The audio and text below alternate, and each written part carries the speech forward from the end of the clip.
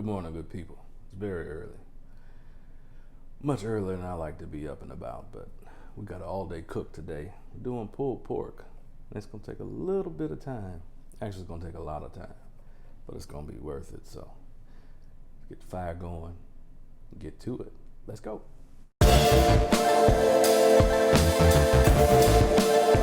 Hey everybody, welcome back to BKC Cooks. I'm Brandon Carpenter, and today we're doing pulled pork. I'm sure you've had it. If you haven't, it's fantastic, and you're gonna have it this time. So I'm gonna be cooking a pork butt, low and slow. I'm gonna be using charcoal and wood. Charcoal for heat, wood for flavor, and eventually wood will be the prominent fuel source. But it's really not complicated. It just takes time, takes patience. And you just have to watch your fire, your heat, and your temperature. So if you're just starting to get into barbecue or live fire cooking, outdoor cooking, anything like that, pulled pork is probably the easiest place to start. It's really hard to mess up. As long as you pay attention to your fire, wrap it at the right time, you almost can't go wrong. So we'll get into all the things that you need to do. I'm going to get my fire started, and that takes a little while. So once we get the fire started, we'll work on the meat, and we'll get a little more into the preparation and what it takes to get this done. So let's go. Well, it's a pretty brisk day here in Central Texas. We had quite a bit of snow a few days ago, which was really weird. Most snow I've seen since I've been in Texas. Kind of reminded me of back home, but it's pretty chilly. So that'll be a small factor in what we're doing, but once we get our fire going, it won't make much of a difference. But I'm going to be starting with lump charcoal, and I'm going to make a bed of coals for my wood. I'm using post oak today because it's a pretty neutral flavor, but it's pretty good on everything, and that's what they had available. Sometimes you just gotta use what they have, as long as it's not going to be something that's going to really overpower what you're trying to do. But post oak will be just fine. So I'll show you how I get my fire going, show you how I set it up, and once we get that fire going, we'll go inside, start working on the meat, because it doesn't take long at all. Like I said, there's not a lot to it. So let's get this fire going. All right, so I'm using what they call a charcoal chimney or a chimney starter. You can find these online. You can find them at a hardware store. Stay away from lighter fluid, y'all. There's really no need for it. I'm going to use a couple pieces of newspaper that I got wadded up in the bottom there. And again, I got charcoal. So I got a mixture of what they call char logs or competition char logs and lump charcoal. And so you might be asking, what's the reason why I'm mixing these two? Only reason is they ran out of char logs at the store, so I got to use lump. So nothing significant there as to that mix, but got to use what you got. So I'm using an offset smoker. What offset is, you have a firebox here, and that's where all my heat is going to come from. So my wood, my coals, all that stuff is going to be in there. There won't be anything burning in my main cook chamber, because I'm truly smoking this piece of meat today. So I'm using a char-griller, Smokin Champ. I've had for several years. It's been reliable, it's been trusty, it serves me well. And I actually rescued one a couple days ago. There was a truck, a scrap truck driving down my street, and I saw it hanging off the back of it. I flagged the guy down, and I'm gonna redo this thing.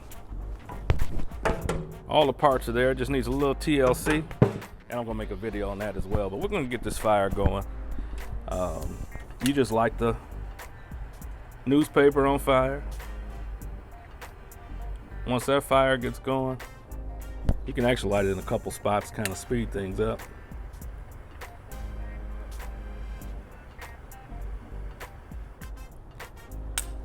And it's going. You can hear it crackling already. I got good smoke pouring out of the top.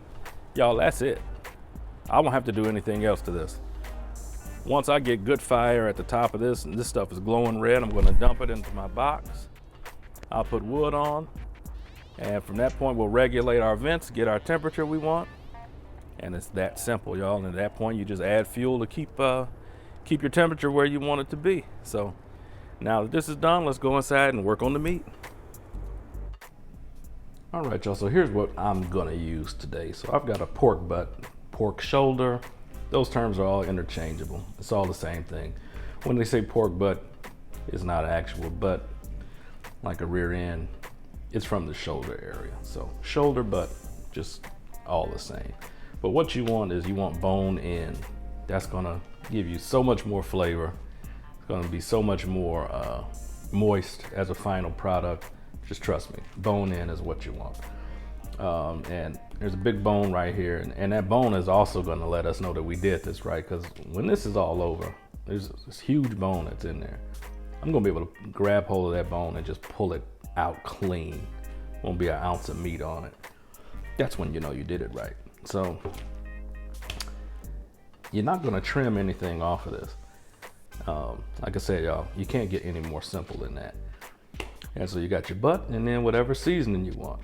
But you wanna season this thoroughly. So I'm gonna get this out the package and we'll show you how we season it up. All right, y'all, so the meat is out of the package. We're getting ready to season this thing up. And again, remember, you wanna season this liberally. This is a huge chunk of meat. We're not injecting anything. So you want a nice bark, a nice coating of seasoning on the outside so that it can flavor all this meat once you shred it, pull it, or however you choose to do it. So today I'm doing something that's very unusual compared to what most people do. I'm using taco seasoning. This is a really good one. I'm gonna be using my pulled pork for tacos and for nachos. I'll make the nachos at the end of this video. But, you know, the flavors this gives pork is just unbelievable. Especially for something you get out of a bottle or shaker or whatever right out of the store. It's pretty hard to beat. And so when you add smoke to that with all these aromas, trust me, this thing's gonna be amazing. So again, y'all, we're gonna season this liberally. And just shake, shake, shake, rub, rub, rub.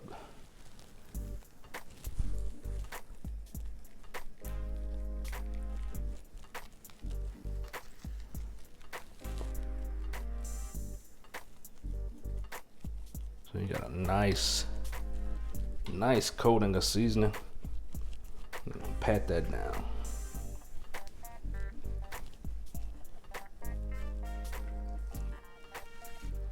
All that seasoning that's falling off, you don't let that go to waste.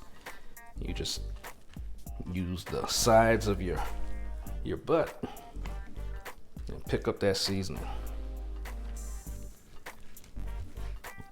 And if it doesn't want to cooperate, you pick it up by hand. There's no point in letting that go to waste. Just get it all rubbed really good.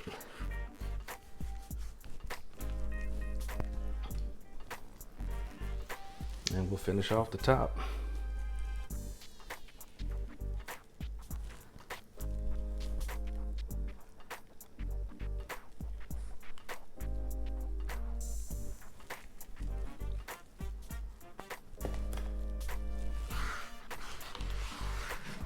But again, y'all can season this however you want. Here in Central Texas, salt and pepper is the way they do it. Back where I'm from, a lot of people will put whole cloves of garlic, make slits, put whole cloves of garlic and different spices in there. That's almost like a Puerto Rican style. You can do it however you see fit. Whatever flavors you want, and you just get to it. Like I said, y'all, this is beyond simple. And it's definitely the first thing I suggest to people to cook when they want to start getting into barbecue, because this is the prep, y'all. This is it. Once my fire is ready, once it's to the temperature I want, I'm gonna put this thing on. I'm gonna have a probe thermometer inserted to monitor the temperature of the meat. I'm not doing anything else to this until I wrap it up in foil. And even after I do that, I'm gonna let it sit on the cooker. So it doesn't get any more simple than that, y'all. So this is done. we're gonna check on that fire. And once we get to our temperature, we'll get this old girl on the smoker. Let's go. All right, y'all, so I checked on the fire. It's almost ready. Let's talk equipment. What I'm using is a probe thermometer. And the way this works, the very tip of this is where you want to be taking your temperature at. So it's my goal to get that very tip into the center of this piece of meat without touching a bone, because a bone will give you a false reading. So this probe is connected to this little control box, and you set the temperature that you want it to alarm at. So I'm going to be setting at 160, and this is going to tell you on the left the temperature of the meat. So right now this is the ambient temperature, but this was sitting on my granite counter, so it's probably a little cooler than it is in the house. Yeah, you can see that's going up as this probe is sitting in the air. So this thing is pretty accurate. It doesn't cost a lot. I'll try to throw a link in the description to where I got it from. But once it hits the temperature you set, an alarm will go off. It's not super loud, but you can typically hear it if you're sitting in the house. And that's what I like about it. They do have fancier ones that are Bluetooth, Wi-Fi. It'll pop up on your phone and all that stuff. An old friend of mine got one, and he kind of shamed me. So I'm going to have to get one of those fancy ones. But these don't cost much. They're very effective. Definitely a way to get started.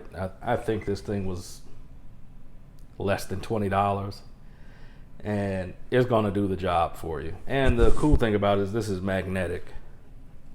So you can stick this off to the side on your smoker where it's cool enough, and you don't have to worry about this dangling or going anywhere. It'll just stick right to whatever you're doing. You can also use this for stuff in your oven, and you just stick it right on the oven door, or sometimes I'll stick it up on the microwave hood above. So it's pretty handy. So definitely worth the investment. It's worth looking into. But once I get to 160, I'll be wrapping this in aluminum foil. And from that point, I'll go up to 205. And after that, it'll rest, and we'll have some beautiful pulled pork. So I think my fire is about ready, or my coals are about ready to get started and move on to the next step. So let's go take a look at them and get our wood on.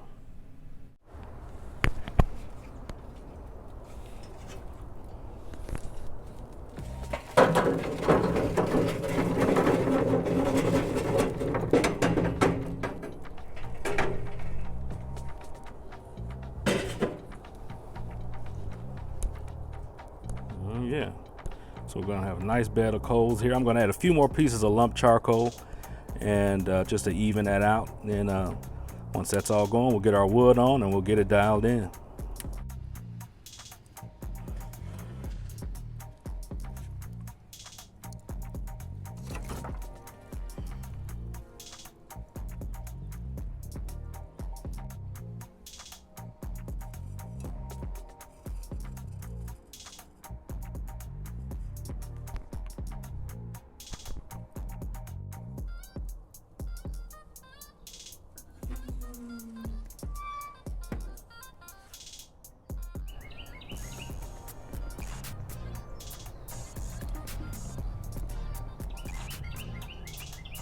All right, I'm right at 250. That's where I want to be.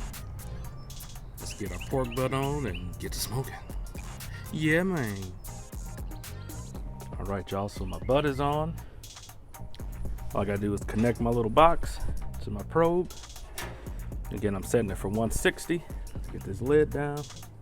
Preserve our smoke and our temperature. That'll recover here in just a second, and we'll be ready to rock. So I'm gonna keep an eye on this. I'll check it, I don't know, every 15 minutes or so. Just keep my temperature to where I want it. As long as I'm between 250 and 275, I'll be happy. I don't want to get any hotter than that because I don't want to dry this thing out. So again, I think that's a safe range for you to be in. And another thing to keep in mind, y'all can do this on whatever type of smoker, grill, cooker, whatever it is you have. If it's a pellet grill, if it's a kettle, one of those Kamado grills, it really doesn't matter. The principles are the same. Don't be so concerned about time. You want to be concerned with temperature. You don't want your fire too hot, because if your meat is getting too hot too fast, it's not gonna break down all the connective tissue and the collagens, and it just won't be good. It'll just be cooked, but it won't be tender, won't be as flavorful, and it could even be dry because you'll be pushing all those juices out. So slow and low is the way to go. So again, we're gonna shoot for 160.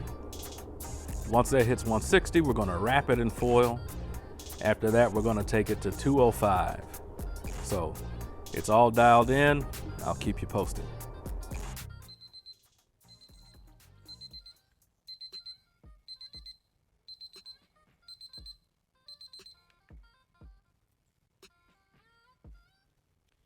All right, y'all. It hit 160. It's been a little over 3 hours that this has been on. I haven't looked at it. I've only tended the fire. And again, I kept my fire between 250, 275, mostly on the 250 side. Didn't use a ton of fuel. I used one big log and that little small piece that you see burning there. And I added 2 scoops of charcoal since I started. Not a whole lot of fuel. This thing's been cooking really, really well. But you know, hats off to char-griller. They make a great smoker. So, oh yeah, man. That's what we're looking for. Ooh, I'm getting attacked by a bee back here. You see that split in the fat? That's a good sign. Nice bark.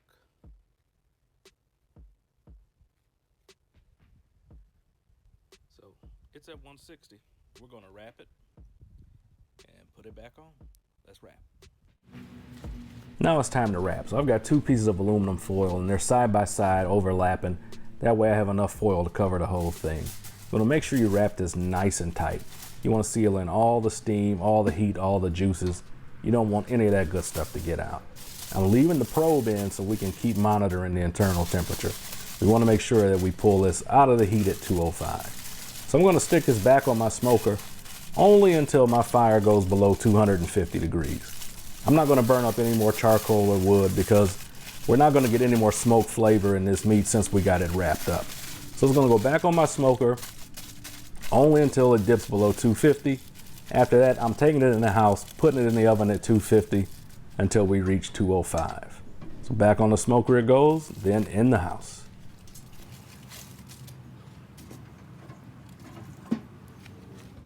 All right, y'all, so it's finally done. What I ended up doing was finishing this pork butt in the oven. My fuel kept me at 250 for almost the entire cook. Originally, my plan was I was gonna wrap it, put it in the oven, but I said, hey, my fire's still burning good. When this thing gets below 250, I'll take it in the house. Well, I ended up only using the oven for about an hour and 15 minutes. So my fire did really well today, so I'm happy about that. But you know, don't feel any shame about using your oven to finish this off, because once you wrap that in foil, you're not getting any more smoke flavor in there. You know, and unless you just don't want to heat up your house, there's really no point in burning your charcoal and your wood. It's kind of going to waste. Unless you just want the experience of tending that fire all that time, which in that case, hey, go for it, man. It's always a good time. So we're gonna get this thing unwrapped. I let it rest for a little over an hour and a half, because I got it up at 205, but it just got down to 165, and that's gonna be a good serving temperature. It'll be cool enough for me to handle without burning my hands. So we're gonna get this unwrapped and we'll get it pulled. And I did say I was gonna make some pulled pork nachos, so we're gonna get that in too. So let's check it out.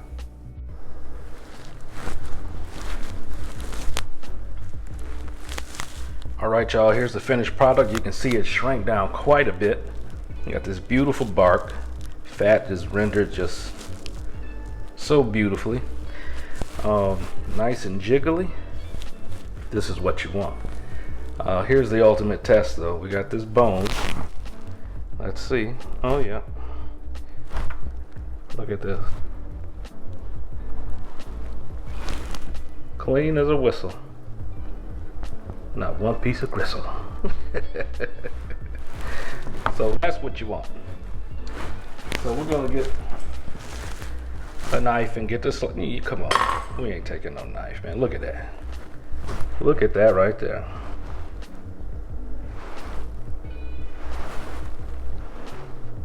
That's what you want. Super juicy, super tender. No knife needed. Get that out of there. So we gotta shred this up. You only want to pull as much as you need at once, because you stand a chance of it drying out. So just pull what you need. If you're gonna serve more later, pull it later. If you're gonna serve it all now, get it all pulled down. So let's take a little taste here real quick. All right, we got our pork. It's time for the test.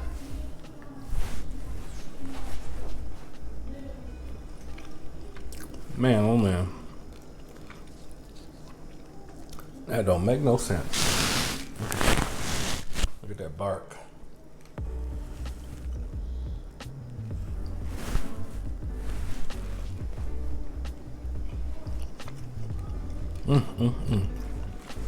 Absolutely delicious.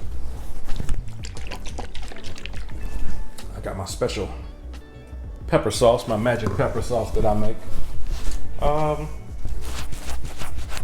If y'all want to know what's in it, and y'all want me to make a video, leave a comment. Maybe I'll consider giving y'all my secret recipe, but I'm gonna try a piece with my secret sauce and see how it works. Let's see what we got here.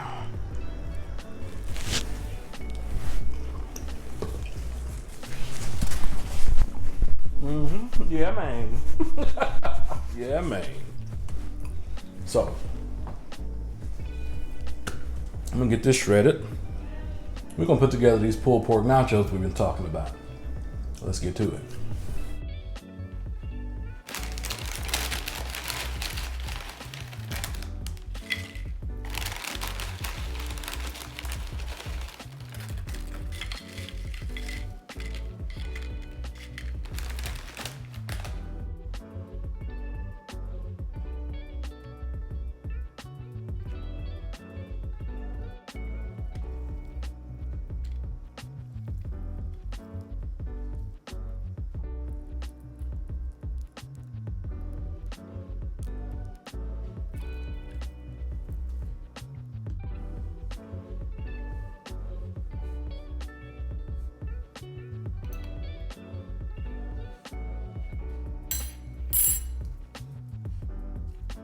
All right, y'all. Barbecue pulled pork nachos. This is gonna be great because I've already done it. And even if I hadn't, you can't beat this combination. So let me get one with a little bit of everything on it. That's the way to do it. See that? Oh, wait a minute, wait a minute. Try to get away from it.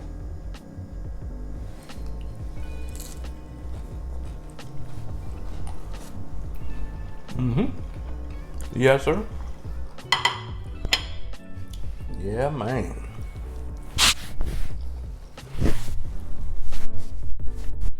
Can't try to eat this every day, but I'll tear it up today.